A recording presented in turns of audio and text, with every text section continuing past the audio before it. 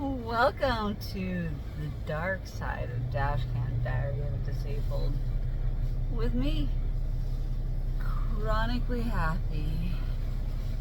And boy, my love to live life. I'm just now leaving a rest stop after I set up my Dashcam Diary lighting for the evening.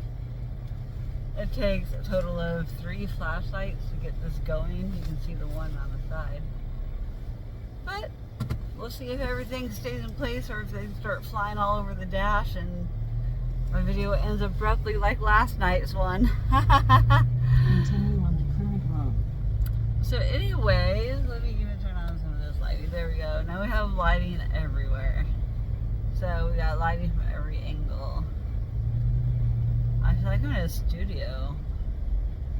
I have a car studio with lighting now. I kind of think I figured out how to make it work without my phone falling off the dash. Let me hold it just to make sure. I'm kind of scared. And I'm about to rev back up and get on Interstate 5 to head home. I had a long day at my friend's house up in Portland. It took her forever to wake up. I only got like 3 hours of sleep. I am not. I need food. I need real actual food. I did have my protein shake not too long ago, so I'm good to go on that. I am still like enjoying the memories of last night and the good times that I had and however many people I danced with, and I just danced to my own rhythm, dude. Like I have a hard time finding a dance partner that can match my energy and help me dance and like show me their moves so I can replicate them. But like people have a hard time approaching me for whatever reason. I don't know why. People shouldn't be embarrassed to approach me. So I did leave with a kiss on the cheek from some Brazilian man. He's lived in the United States for 2 years, and I know he has lots of kids, and I know nothing else about him. I exchanged Instagrams with him, and like he really doesn't have anything on his Instagram, so I couldn't really cyber stalk him because there's no information. He didn't have any rings on, but you know, you never know. Guys go out all the time without their rings or without, you know, or just have girlfriends and they just go without their girlfriends and try and pick up on girls in these kind of places. So, you know, he was a person that was by himself, and he didn't dance like nonstop. He kind of stood there and tried to figure out his own groove, you know. It takes me time too, like trying to figure out like what beat do I follow in the house music or whatever music I'm listening to. I just pick a sound that keeps repeating itself, and then I go with that sound, repeat a couple moves, and then I move on to a different sound and like move according to that. I don't know. I don't know how to dance. I don't have like any kind of like good choreography or anything. I feel like I don't really dance in any kind of rhythm whatsoever. So I don't think I'm a great dancer by any means. Just throw that out there. I don't think I'm the best of dancers at all. I used to have the lowest self-confidence, and I refused to dance for many years. Many years. And it wasn't until I met some of my very first adult raver friends that got me back into the scene like 5 years ago. It's all thanks to her and her husband that I got into the scene and decided that it's something that I wanted to do for a while because it's so freeing, and especially when you're not held down by a significant other, unless that significant other is also somebody that you've met at a place doing that or is heavily into the scene as well. Usually couples don't last. If they don't rave together, they don't stay together.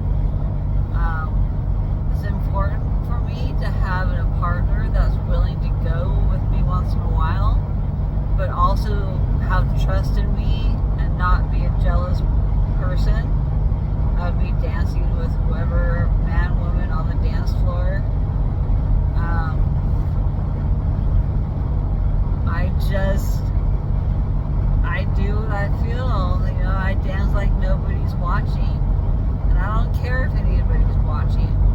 And it's gotten me so long for me to get to this point in my life to finally have some kind of confidence. Confidence that has came about since I started my YouTube channel. So my YouTubing has brought me confidence in learning how to be myself no matter what emotion I'm going through, and maybe 20 different emotions during a video recording of one of my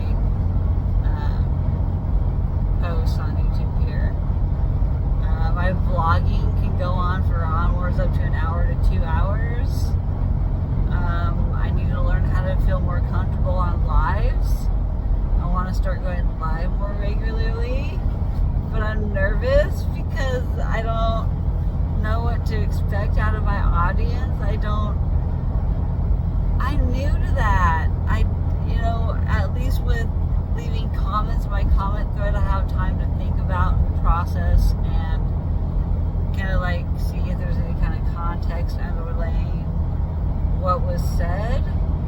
And I don't know if I should take it as a good or a bad criticism until I talk to the person and like try to understand what they're trying to say before I determine whether it's good or bad. But there's some comments that flattery does not get you everywhere with me.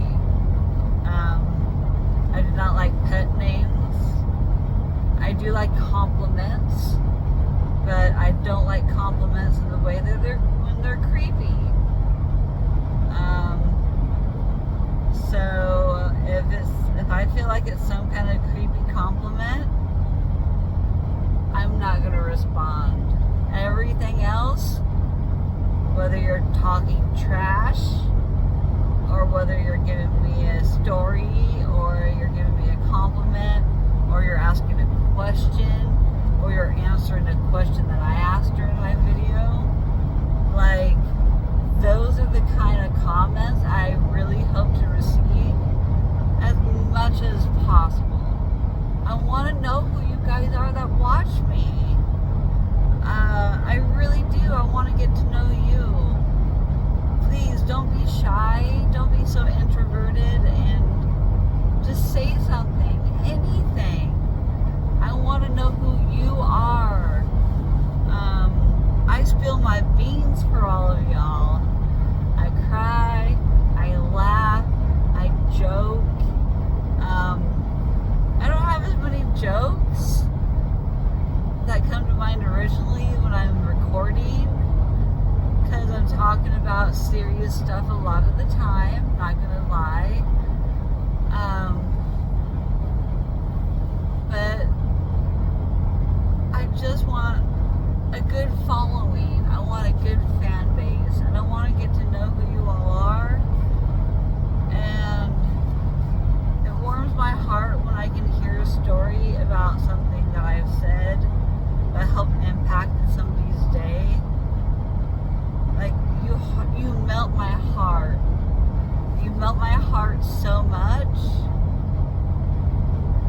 Like, I'm very emotional today with my lack of sleep, so excuse my fragile emotions today. I am extremely happy though. I got to socialize and I got to play dress up with my friend. I finally gave her the outfits that I bought her. 2 out of the 3 that were winners. I need to find somebody that's an extra small in my rave family group to see if they're interested in bodysuit. I wished I fit into it. My friend doesn't fit into it. So now I need to find somebody to gift it to. And it is the most cutest bodysuit. I honestly contemplated ordering one for me, but I hate bodysuits. But the amazing thing about this one is it does snap in the crotch, so it is easier to like kind of deal with. But I'm going through my rave outfits and I'm downsizing, and I'm going to do a fashion show and I'm going to try on all my outfits, and maybe I'll have a series about what y'all think I should I'll do shorts. I'll do shorts of each outfit instead of doing it long. Like last year I did long videos of showing different outfits and like long form content. Well, maybe this year I will just do shorts and do one outfit, kind of like I've already done with my whiteout outfit that I did for last night's rave. I didn't do any video because I was in such a hurry last night. You know, that's why I didn't do the video except for the dash cams at night. Let me get over so oncoming traffic can get in. I just didn't get around to doing my final look. And honestly, I didn't have much to really show. I didn't do anything in my face. I went el natural with my face. I would have sweated off almost all my makeup anyways. I tell you what, every time I get out of my car, my muscles hurt so bad, like in a good and bad way. Like I know I've tweaked some things that I shouldn't have because of dancing, and other things are because of like, oh, you haven't used that muscle in so long. Let me just remind you how much of a muscle you haven't used this in so long. So I have a combination of all of that, and I'm trying to do this more frequently because I gotta get ready for EDC. But it also, I need to have a mobility scooter.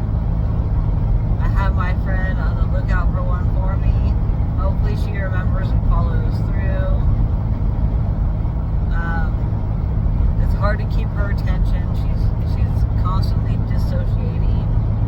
I had a great visit with my friend, don't get me wrong, but it's hard to keep her attention on stuff for me. Because her attention is spread so many different areas. She's still in a little bit of a fight or flight brain.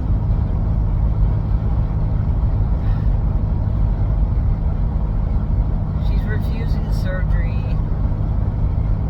and it's up to her to do it or not. It's her decision, not the doctor's. But I really think she needs to do it. But she doesn't want to have the downtime. She's being selfish because she doesn't want to have the downtime that it takes to recover from surgery.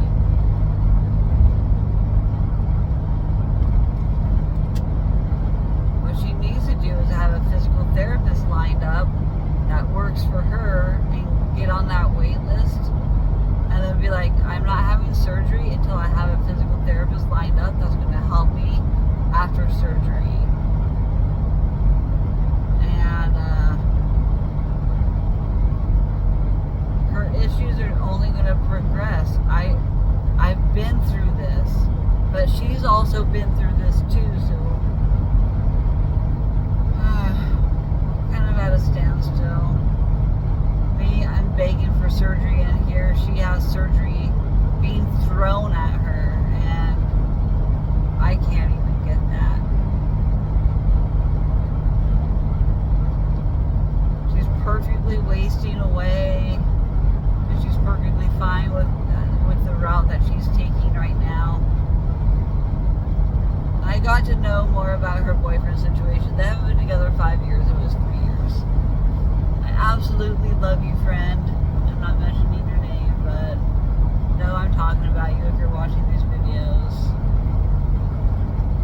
I love you. I care about you.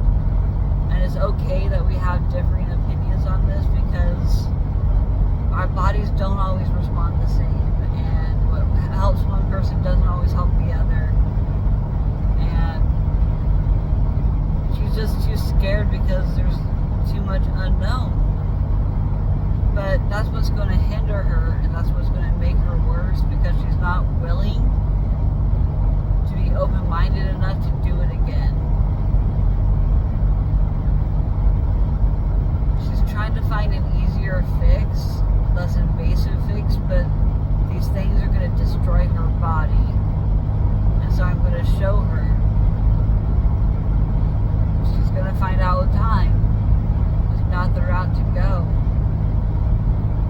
DARKSIDE for a long time myself, and I hate watching, if I was a parent and she was my child, and I'm not trying to have like a parent-daughter relationship with her, we're friends, we're equals, we're peers, but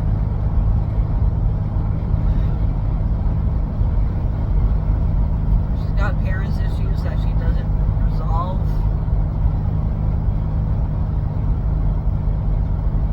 She doesn't have that many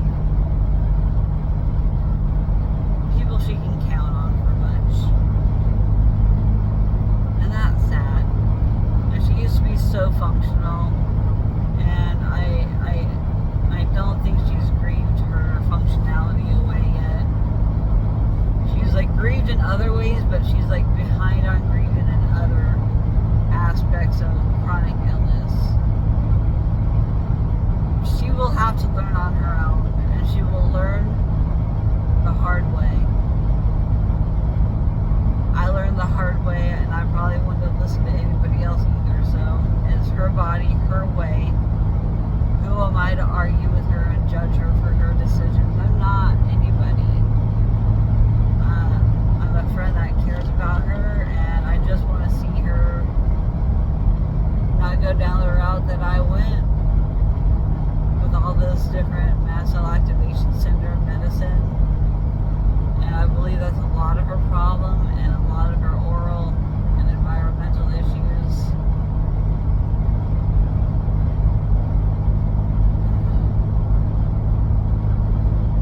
She just got a book,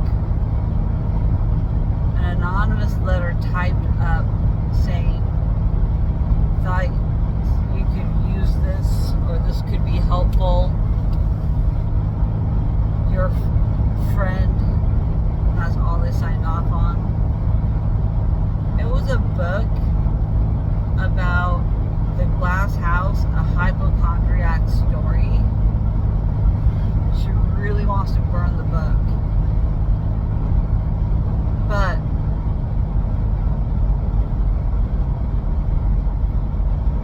it's all because of somebody caring about her, but they care about her in the wrong way, in the type that they should, if they know her, that is not a way to get her to respond in a positive way.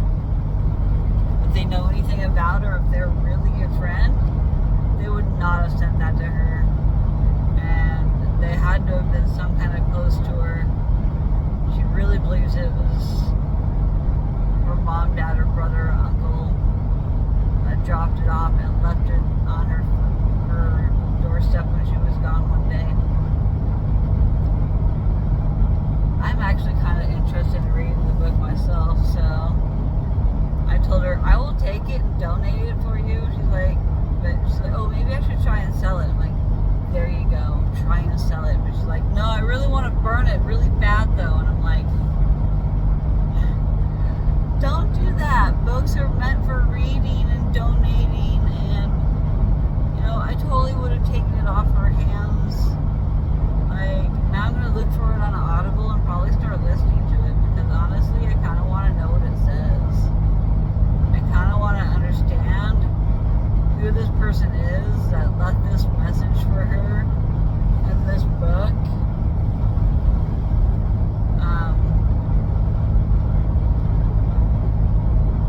I don't think it's the kind of story that she thinks it is. Maybe I'm wrong, and maybe it's not the kind of story that I think it is. I don't know. But being kind of brought up as being told that I'm a hypochondriac, I'm no longer offended by it, because I can understand why people would come to that conclusion. And there is absolutely nothing I can do to change their mind and what they think and feel about me. But if it's coming from a place of somewhat care, because they think that she might be more in a psychosis or mental health is, I don't like to call mental health issues, but just difference in mental health. Let's just say that.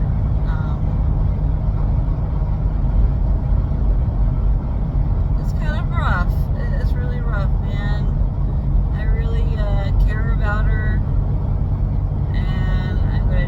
what this book is all about, because now I'm curious, because then it will tell me the type of, if it did come from her family, it would give me a little bit of insight about where her family is coming from.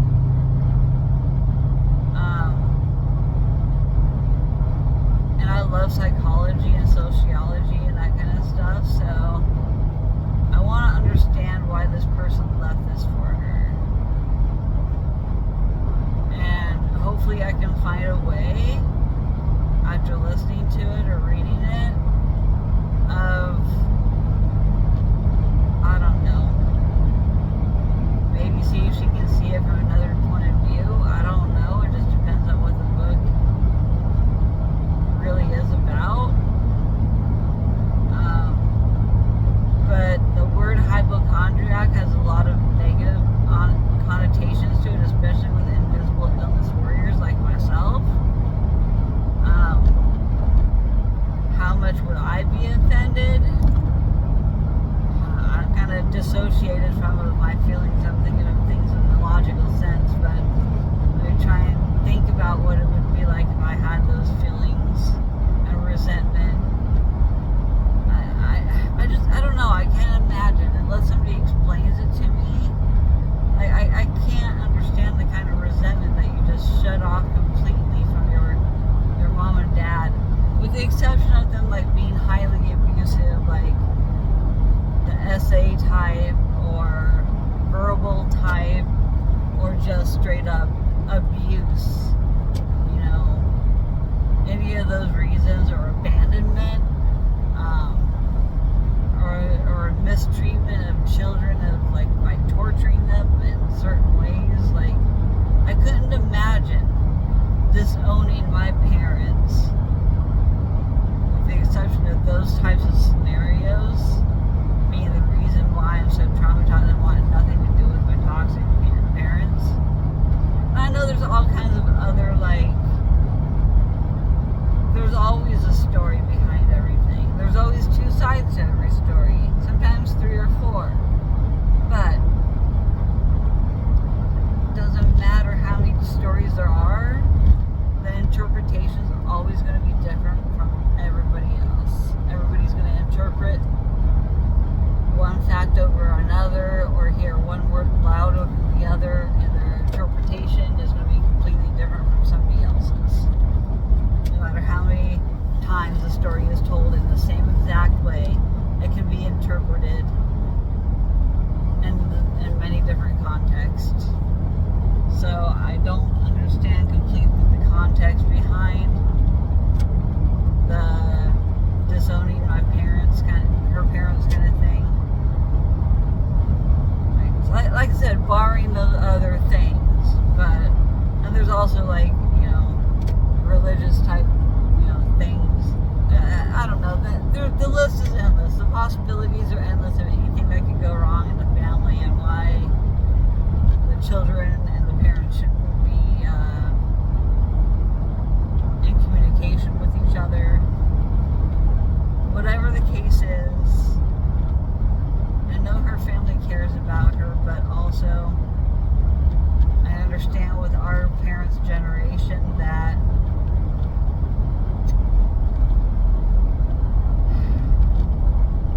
they're pretty rigid with their ideas. They're not very flexible.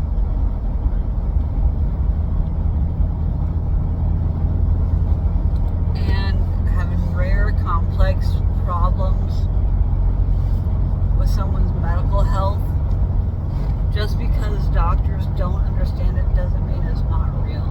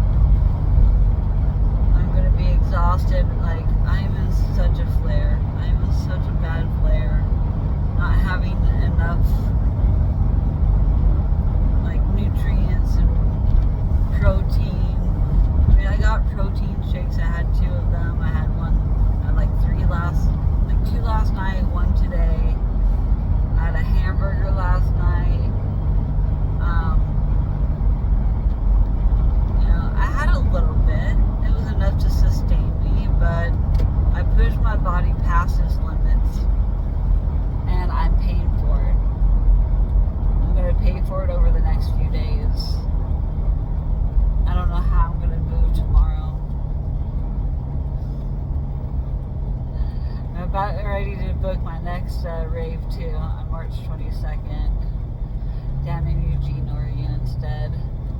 And I'm hoping my friend can make it. It's like a 120-mile drive for her. It's like a 3-hour drive for her to go to that rave. And I don't know where I can stay. I need a place to crash. And she can't leave her dog that long. And, you know, I don't know what she's going to do. I don't know how she's going to make that one work. It's easier if it's a thing in Portland, but when it comes to Eugene, that's like so far away from her. Like Salem is like halfway in between Portland and Eugene. Eugene's actually a little bit further than Portland is from Salem, so it's a little bit more of a drive. But regardless, it's a bit of a drive. And it depends on how late she can stay. She won't be able to stay very late, and that sucks because like the main DJ goes on last. I danced my booty off so much last night. I danced non-stop for DJ Dan. I was in front of his freaking stage and I was dancing and dancing and dancing some more. And I had so many women and men compliment my outfit. They loved, you know, my little finger puppets. Like it really cheered up some people. And these were like people my age raving. Like this is like an older crowd of ravers that were there last night, for sure. It was amazing. It was pretty awesome, honestly. It was pretty awesome. Everything is awesome. Everything is fine. I am not a singer. Not by any means whatsoever. Oh my goodness, I'm so almost home. I'm like the last 20 minutes stretch. Not even 20 minutes. But I took pictures of the gas station that I got a concussion at last time on Halloween. Halloween was the last time I went to my friend's house because I was like, I am too traumatized from the gas station because I can't handle it. I can't handle looking at the place that like really effed me up. And I'm still a little bit mad at my dog for messing me up too. Like seriously. Sorry for my quality of my video tonight, guys. I know it's been kind of in and out with the lighting, so I just wanted to touch base with everybody. Thank you so much for subscribing and liking and commenting on videos. Please comment down in the comment section and let me know where you're from. Where are you watching me from? Do you like any of the what content do you guys want to see the most? I'm just trying to be myself, be real, talk about the struggles of my daily life, my joys of my daily life, gossip of my friends, you know, my opinion about certain things. I don't know. I don't have the energy to do it. Unwind with me. I just don't. I'm gonna pretty much just crash on my bed after I unload my stuff, and I'm not gonna move for the rest of the night. Well, I will. I'll have to go to the bathroom, then I'll have to get some food from the kitchen. But once I eat my food, I am gonna pass out. It is almost 9 p.m. and I was supposed to be home like an hour and a half ago to play zombies with my buddy.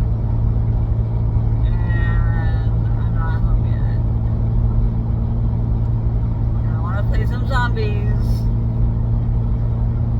I'm having a video game withdrawal. I need to find my Xbox so I can try and get my friend out in Portland to play games with me. I can get her to play games with me on my Xbox.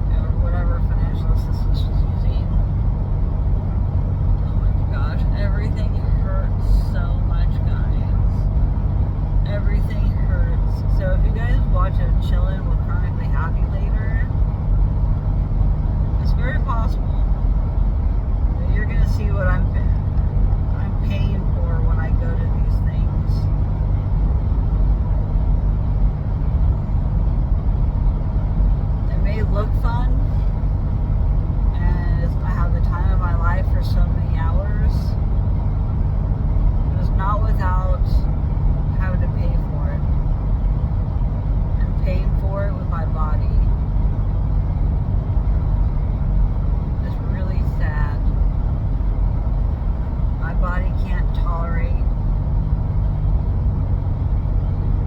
It's not because I'm just getting old, it's because I'm getting old and I'm having progressing problems. Like, I have a theory,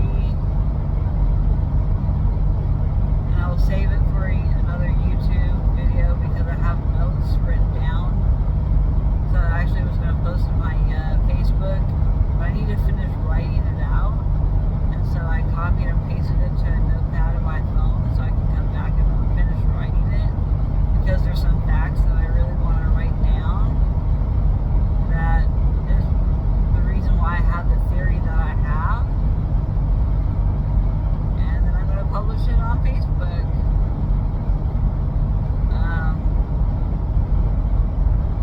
Who knows? Maybe it'll reach the right person. Maybe the right person will see it. And they will answer all my prayers and message me and let me know that I have some opportunities that are in front of me that I didn't even realize. So I just want to help inspire everybody. I want to help others. Be the best version of you that you can be. And never give up. Keep advocating. No matter how bad things get. No matter how bad things get. Things could always be worse. And you never know the last chance to say I love you to those that you love. So tell those that you love them. Because tomorrow's never promised. But every day is a new day to start